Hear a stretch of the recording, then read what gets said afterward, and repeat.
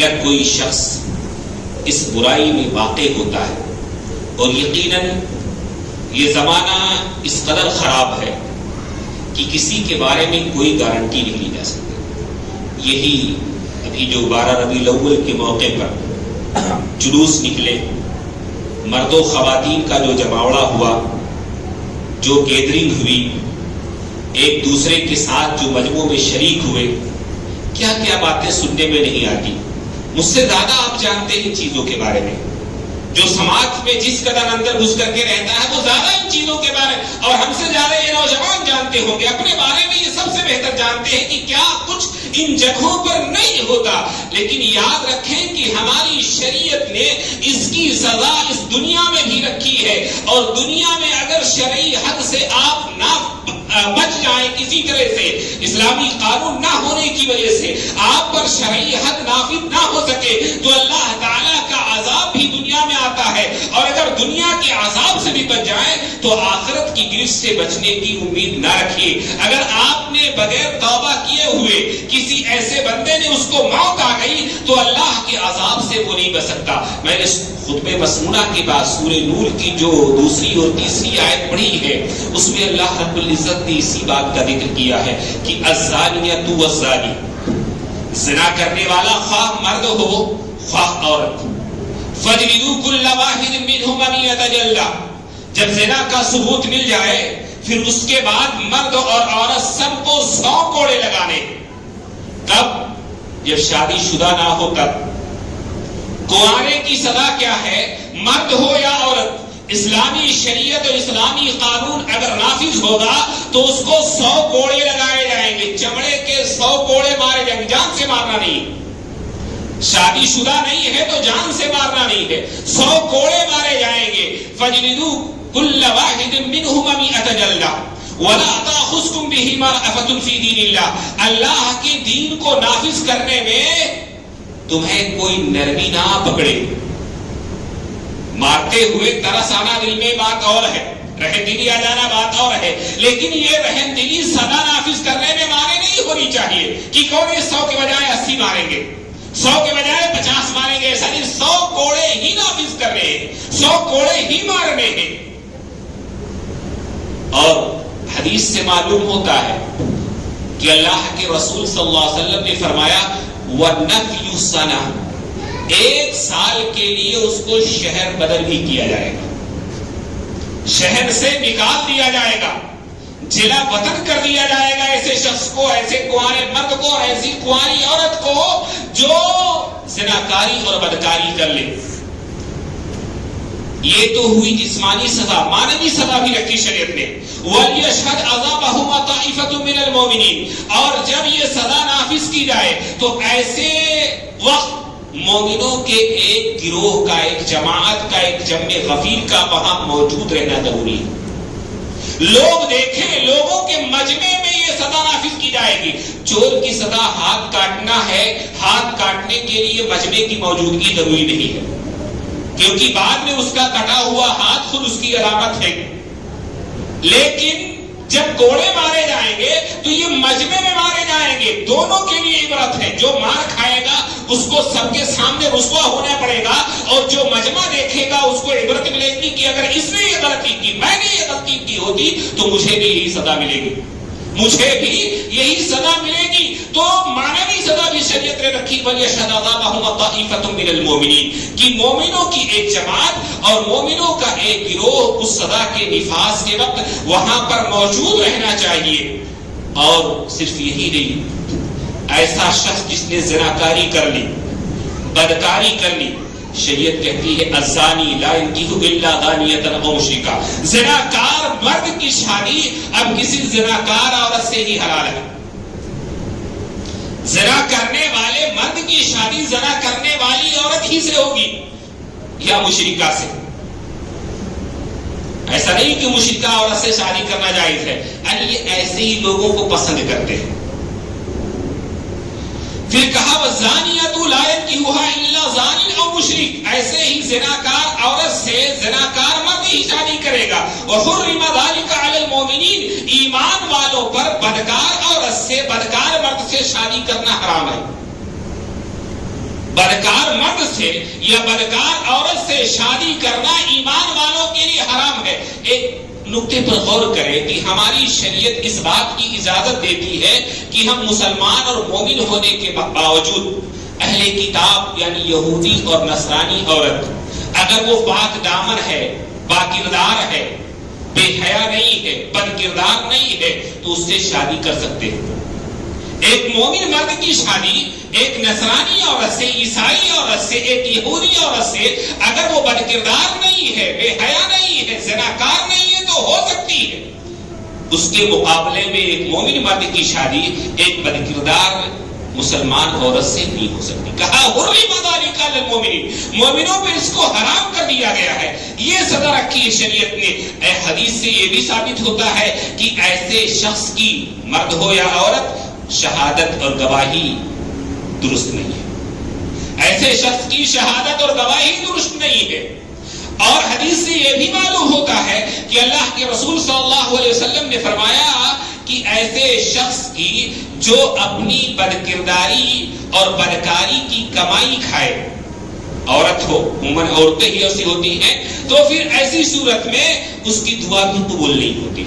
اس کی دعا بھی قبول نہیں ہوتی. یہ دنیا میں اس کے لیے اللہ رب العزت نے رکھا ہے.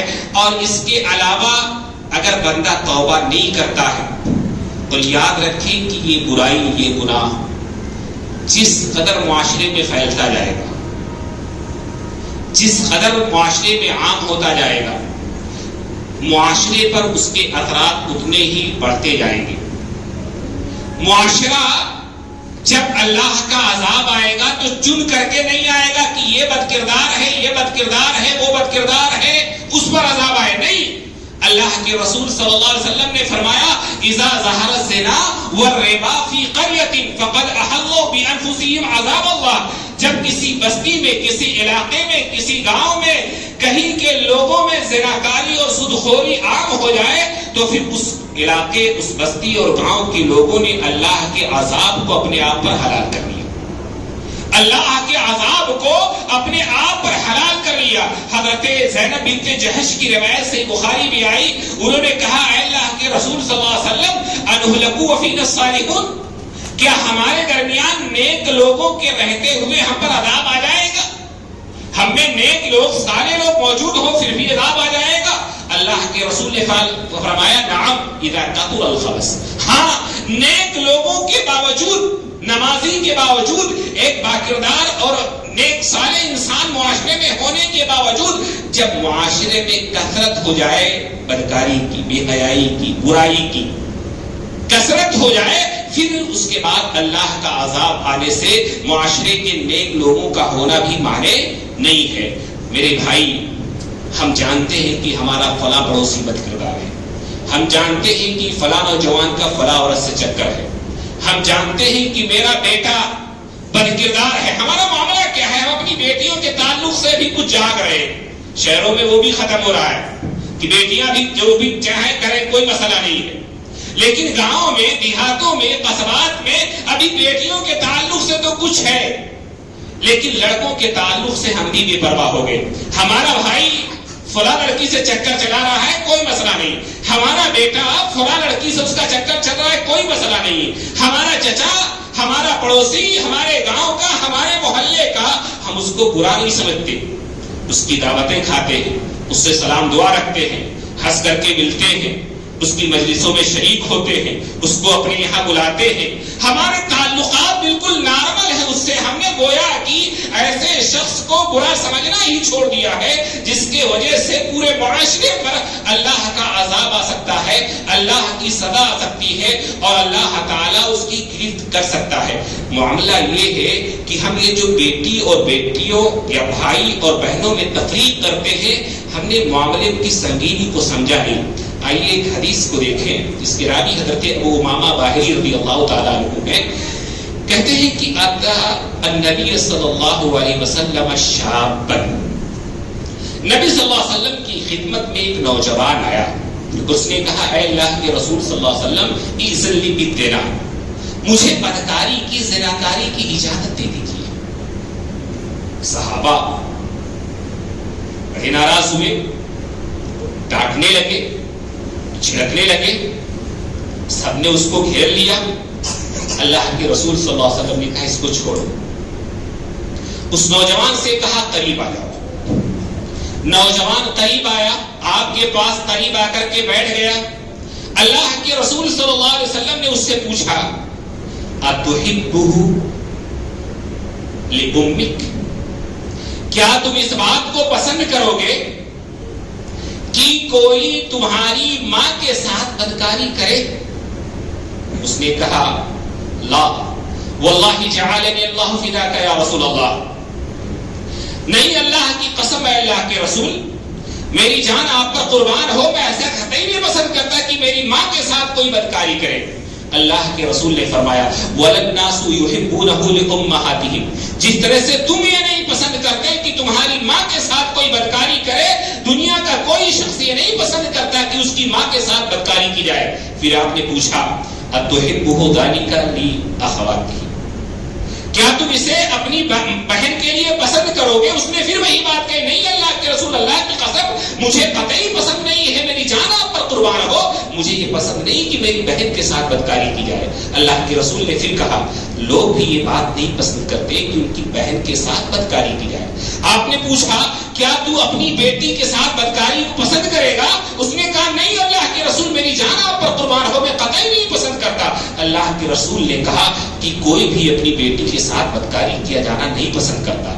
آپ نے پوچھا کیا تو اپنی پھوپھی کے ساتھ اس بات کو پسند کرے گا؟ اس کا پھر وہی جواب تھا. آپ نے پوچھا کیا تو اپنی خالہ کے ساتھ اس بات کو پسند کرے گا؟ اس کا پھر وہی جواب تھا کہ اللہ کے رسول نہیں اللہ کی قسم میری جان آپ پر قربان ہو, میں کبھی نہیں پسند کروں گا کہ میری خالہ کے ساتھ میری پھوپھی کے ساتھ بھی بدکاری کی جائے. مسئلہ یہی ہے, جس بھی لڑکی کے ساتھ ہم پینگے بڑھاتے ہیں, رشتے بناتے ہیں, ناجائز تعلقات قائم کرتے ہیں, وہ کسی کی بیٹی ہوتی ہے, کسی کی ماں ہوتی ہے, کسی کی بہن ہوتی ہے, کسی کی بیوی ہوتی ہے, کسی کی خالہ ہوتی ہے, کسی کی پھوپھی ہوتی ہے. ہمیں ہماری ماں تو بڑی پیاری ہے, ہمیں ہماری بہن کی عزت تو بڑی پیاری ہے, ہمیں ہماری بیٹی کی عزت تو بڑی محبوب ہے, ہمیں ہماری خالہ کو کوئی بری نظر سے نہ دیکھے. کوئی بھی عورت ان رشتوں سے تو خالی نہیں ہوتی. اللہ کے رسول صلی اللہ علیہ وسلم نے اس نوجوان کو اپنے قریب کیا, اس کے سینے پر ہاتھ رکھا اور دعا کی اللہم اغفر ذنبہ وطہر قلبہ, اے اللہ اس کے گناہ کو بخش دے, اس کے دل کو صاف کر دے. کہتے ہیں کہ پھر اس جوان نے, حضرت ابو امامہ کہتے ہیں کبھی اس جوان نے کسی عورت کی طرف نظر اٹھا کر کے پھر دیکھا نہیں. تو بات کو سمجھیں اس بات کو کہ جو بات ہم اپنی بہن کے لیے ناپسند کرتے ہیں, ہم اپنی بیوی کے لیے پسند کرتے ہیں, اپنی ماں کے لیے ناپسند کرتے ہیں, اپنی خالہ کے لیے ناپسند کرتے ہیں, اپنی پھوپھی کے لیے ناپسند کرتے ہیں, پھر بھی یہ جانتے ہوئے کہ میرا بیٹا فلاں کی بیٹی سے چکر چلا رہا ہے, میرا بھائی فلاں عورت کے چکر میں ہے, میرا چچا, میرا پڑوسی, میرا باپ یہ فلاں سے چکر چلا رہا ہے, یہ بدکاریاں ہو رہی ہیں, ہم جان رہے ہیں, لیکن اس پر خاموش ہے, اس پر چپ ہے. اس خاموشی اور چپی کا معنی یہ ہے کہ ہم اللہ کے عذاب کی دعوت دے رہے ہیں, اللہ کے عذاب کو بلا رہے ہیں. حضرت عبداللہ بن عمر کی روایت جو سنن ابن ماجہ میں آئی ہے کہ اللہ کے رسول صلی اللہ علیہ وسلم ایک دن ہمارے پاس آئے اور کہا کہ اے مہاجرین کی جماعت, میں 5 چیزوں سے اللہ کی پناہ چاہتا ہوں کہ وہ تم پر کبھی آئیں. 5 چیزوں میں پہلی چیز جو اللہ کے رسول صلی اللہ علیہ وسلم نے ذکر کی, اس میں کہا کہ لن تظهر الفاحشة في قوم قط حتى يولدوا بها الا فشى فيهم الطاعون والاوجاع التي لم تكن مضت في اسلافهم الذين مضوا. کسی بھی قوم میں, کسی بھی علاقے میں, کسی بھی بستی میں, کسی بھی قریہ میں جب بے حیائی پھیلتی ہے, بدکاری پھیلتی ہے, زناکاری پھیلتی ہے, اس کا نتیجہ نکلتا ہے کہ ایسے علاقے, ایسی بستی, ایسی قوم میں طاعون اور ایسی نادر الوجود بیماریاں جنم لیتی ہیں جس کا نام بھی ان کے باپ دادا نے نہیں سنا ہوتا. ایڈز کا نام سنا تھا, کورونا کا نام سنا تھا, بلکہ ہمارے باپ دادا تو یہ بی پی اور شوگر جیسی عام بیماریاں آج کل ہیں وہ بھی نہیں جانتے تھے اس طرح سے. لیکن اب یہ نئی نئی بیماریاں جو روزانہ آ رہی ہیں, یہ سب انہی برائیوں کے انجام ہیں. ان کے جو ظاہری اسباب، سائنٹیفک اسباب، ڈاکٹر کے اسباب ہیں وہ الگ ہیں، لیکن کچھ معنوی اسباب بھی ہیں جن کی سزا کے طور پر اللہ تعالیٰ ہمیں یہ سب دیتا ہے. وقت زیادہ ہوتا جا رہا ہے، ورنہ میں یہ بھی عرض کرتا کہ اللہ کے رسول صلی اللہ علیہ وسلم نے آخرت میں ان کے لیے کیا سزائیں رکھی ہیں. مختصراً ذکر کر دوں، اللہ کے رسول سے بخاری وغیرہ کی روایت ہے، اللہ کے رسول کا عام معمول تھا کہ اپنے خواب بیان کیا کرتے تھے نماز کے بعد، اور انبیاء کے خواب سچے ہوتے ہیں. ایک صحابہ سے پوچھا، کسی نے کوئی خواب نہیں بتایا، آپ نے کہا لیکن میں نے خواب دیکھا، میں نے دیکھا کہ دو شخص آئے، مجھے لے گئے، مجھے جنت و جہنم کی سیر کرائی. ایک جگہ کا ذکر کرتے، لمبی حدیث ہے کہ ایک ہول سوراخ کے پاس پہنچے جس کا نچلا حصہ بڑا کشادہ تھا، اوپری حصہ تنگ تھا، اس کے نیچے آگ جل رہی تھی. آگ کی لپٹیں جب کبھی اوپر آتی تو میں نے ان لپٹوں میں دیکھا کہ ننگے مرد اور ننگی عورتیں، اس آگ کی لپٹ کے ساتھ ننگے مرد اور ننگی عورتیں اوپر آ جا رہی ہیں، لیکن آگ پھر دھیمی پڑتی ہے، وہ پھر اس کے تہہ میں چلی جاتی ہے.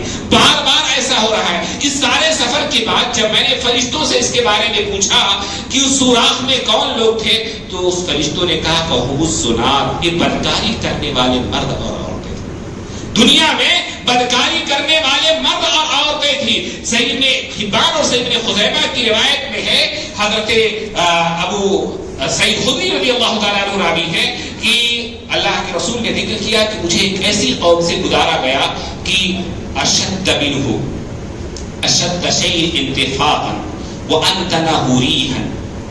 میں نے دیکھا کہ ان کے پیٹ، ان کے جسم خوب پھولے ہوئے ہیں، سب سے زیادہ پھولے ہوئے، اور ان سے جو بو آ رہی ہے بہت ہی بری بو آ رہی ہے. وَأَسْوَأُهُ مَنْظَرًا، دیکھنے میں وہ بڑے ہی بدشکل نظر آ رہے ہیں. یہ اصل میں جب بدکاری کرنے کے لیے لوگ سینٹ چھڑک کر کے، عطر لگا کر کے، بالوں میں کنگھی کر کے، اچھے لباس پہن کر کے نکلتے ہیں نا، یہ اس کی سزا وہاں پر ہوگی کہ یہ بن ٹھن کر کے نکلنے والے مرد اور عورتیں وہاں کیسی ہوں گی؟ سب سے بدشکل اور سب سے بدبودار. ابن خزیمہ کی روایت میں ہے کہ ان ریحہم المراحیض، ان سے ایسی بدبو آ رہی تھی جیسے ٹوائلٹ سے آتی ہے، جیسے پاخانے کی بدبو ہوتی ہے، اس طرح سے بدبو ان لوگوں سے آ رہی تھی. میں نے فرشتوں سے پوچھا یہ کون لوگ ہیں؟ کہا کہ ہم الزنات والزوانی، یہ زنا کرنے والے مرد اور زنا کرنے والی عورتیں ہیں. تو ہماری شریعت نے بدکاری کی سزا اس دنیا میں بھی رکھی ہے، عذاب بھی اس کے لیے ہے، اور اگر بندہ مر جائے تو آخرت میں بھی اس کے لیے سزائیں ہیں. یہ کوئی معمولی گناہ نہیں ہے، لیکن اب معاشرے میں بے حیائی، بدکاری، زناکاری اس قدر عام ہو جا رہی ہے کہ ہم اور آپ جیسے کچھ شریف لوگ جانتے ہوئے بھی نہ ٹوکتے ہیں. میرے بھائیوں، جو اس بدکاری میں پڑے ہوئے ہیں وہ اس بدکاری سے باز آ جائیں. اپنی ماں بہن بیٹیوں کو کبھی سوچ لیا کریں، جو چیز آپ اپنی ماں بہن بیٹی کے لیے نہیں پسند کرتے، دوسروں کے لیے کیسے پسند کرتے ہیں. آخری بات